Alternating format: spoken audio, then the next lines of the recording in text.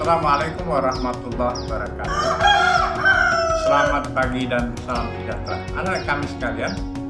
Sebelum kita lanjutkan pertemuan kita pada hari ini, saya tidak lupa dan tidak bosan mengajak kita semua untuk menetapkan niat, kemudian melanjutkannya dengan doa.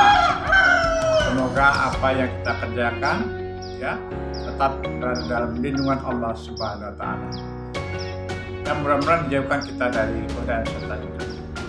Anak kami sekalian, hari ini kita bertemu di minggu kedua bulan April tahun 2021. Jelasnya adalah di pertemuan kedua minggu kedua bulan April 2021. Baik anak kami sekalian, untuk lebih lengkapnya ikuti video pembelajaran saya. Baik anak kami sekalian, pada pertemuan yang lewat saya menjelaskan tentang fungsi manufaktur. Ini adalah merupakan pembahasan yang berhubungan erat dengan produksi massal. Anak kami sekalian, pada pertemuan minggu semalam, yaitu di pertemuan minggu pertama, di minggu kedua, pertemuan pertama minggu kedua bulan April 2021, kita membahas tentang fungsi manufaktur. Saya ulangi kembali penjelasannya. Mudah-mudahan dengan sering diulang akan memudahkan kita untuk ingat. Baik. Fungsi manufaktur terutama bertanggung jawab untuk merancang dan mengoperasikan sistem produksi pada proses produksi produk. Fungsi ini melingkupi tentang pembelian, instalasi, dan distribusi. Nah itu dia fungsi manufaktur. Jadi ada pembelian, instalasi, dan distribusi. Kemudian dalam proses pengembangannya, manufaktur melalui 6 tahapan proses. Dan ini sudah kita bahas proses pertama, proses kedua, dan proses ketiga pada pertemuan yang lewat. Yaitu proses pertama yaitu perencanaan produk, yang kedua pengembangan konsep, dan yang ketiga perencanaan tingkat sistem.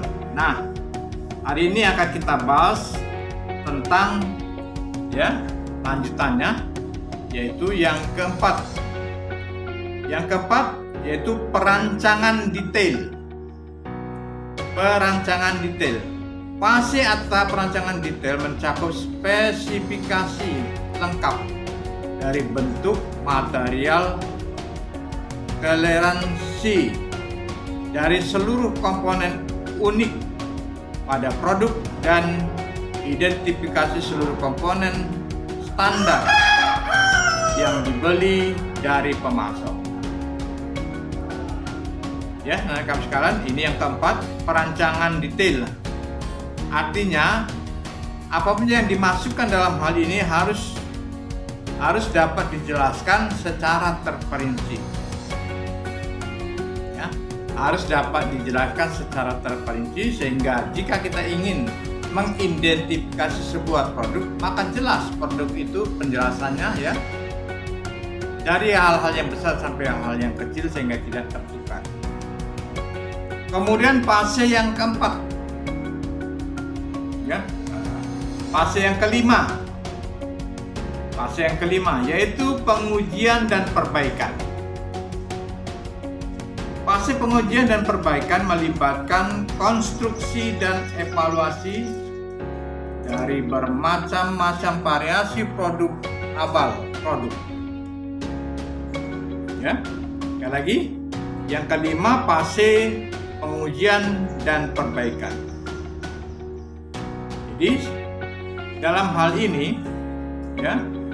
ini atau tahapan ini dilakukan pengujian, dites, diuji. Adakah kelebihannya? Adakah kekurangan? Jika ada kelebihan dan kekurangan, perlu dilakukan perbaikan. Nah, tahap inilah yang itu tahapan-tahapan selanjutnya. Apa yang akan dilewati sudah teruji sedemikian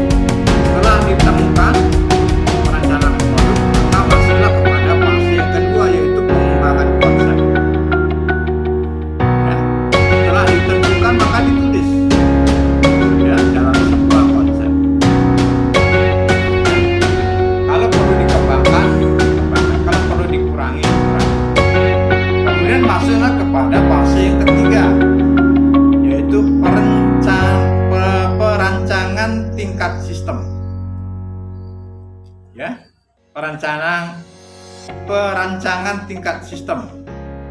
Di sini meliputi tentang arsitektur produk, ya, dan subsistem atau komponen-komponen yang ada di dalam. Kemudian yang keempat, perencanaan detail. Ya, tadi sudah disebutkan. Perancangan detail berarti di sini jika ada suatu produk atau suatu objek, maka objek tersebut harus dapat dijelaskan secara terperinci, ya, sehingga kecil kemungkinan untuk terjadi kesalahan. Kemudian yang kelima, yaitu pengujian dan perbaikan. Ya, pengujian dan perbaikan. Apapun yang kita lakukan itu selalu diakhiri dengan pengujian atau tes. Ya, nah, setelah dilakukan pengujian, apakah terjadi kebaikan, keburukan, perlu dilakukan perbaikan. Baru fase yang terakhir, yaitu yang keenam, produksi awal.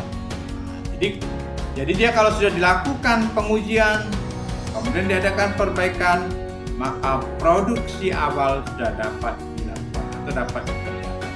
Sehingga dengan demikian, ya, fungsi manufaktur bisa berjalan dengan sedemikian rupa. Kemudian jika ingin menghasilkan sebuah produk, maka produk yang akan dihasilkan melalui tahapan ini, ya, sudah terstandar atau sudah melalui tahapan-tahapan yang sudah direncanakan. Nah, anak-anak sekalian, itulah ya penjelasan saya pada pertemuan kali ini. Mudah-mudahan akan menambah wawasan kita, ya. Mudah-mudahan menambah wawasan kita. Terima kasih dan mohon maaf. Wassalamualaikum warahmatullahi wabarakatuh.